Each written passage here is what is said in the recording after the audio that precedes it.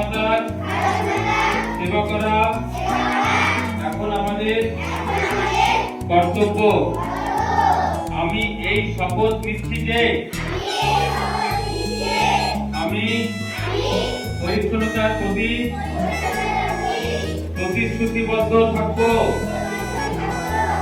এবং এর জন্য দেশকে পরিষ্কার পরিচ্ছন্ন রেখে ভারত মাতার সেবা করা এখন আমাদের কর্তব্য। আমি এই শপথ নিচ্ছি যে আমি পরিচ্ছন্নতার প্রতি প্রতিশ্রুতিবদ্ধ থাকব এবং এর জন্য সময় দেব।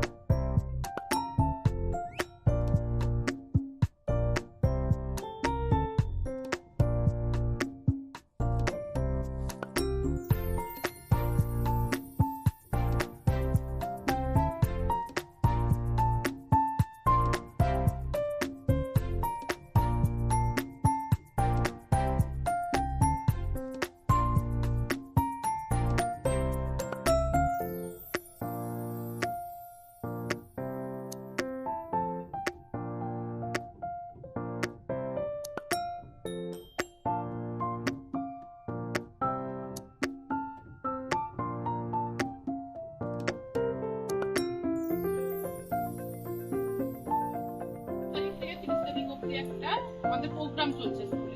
সেই প্রোগ্রামটা হচ্ছে স্বচ্ছতা নিয়ে। তো আজকে স্বচ্ছতা মানে বিভিন্ন ধরনের স্বচ্ছতা, মানে আমরা জানি পরিষ্কার পরিচ্ছন্নতা। সেই পরিষ্কার পরিচ্ছন্নতাটা নিয়ে আমাদের আজকে যেমন বিষয় হচ্ছে টয়লেট ইউজ, মানে বাথরুম আমরা কিভাবে ব্যবহার করব সেটা নিয়ে। টয়লেট ব্যবহারের সময় আমাদের সবাই আমরা জানি যে টয়লেট ব্যবহারের সময় আমরা অবশ্যই জল ব্যবহার করব। টয়লেট করার সময় জল ব্যবহার, টয়লেট শেষে অবশ্যই টয়লেট শেষে জল ব্যবহার।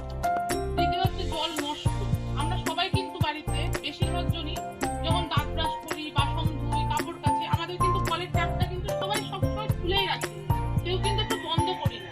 এর ফলে আমাদের কিন্তু এই মাটির তলের জল কিন্তু আস্তে আস্তে কমে যাচ্ছে, যার ফলে পরবর্তী প্রজন্মের কিন্তু জলকষ্ট দেখা দেবে। সেটা কিন্তু এখন আমরা চেষ্টা করতে পারি জলটাকে কিছুটা হলেও বাঁচানো।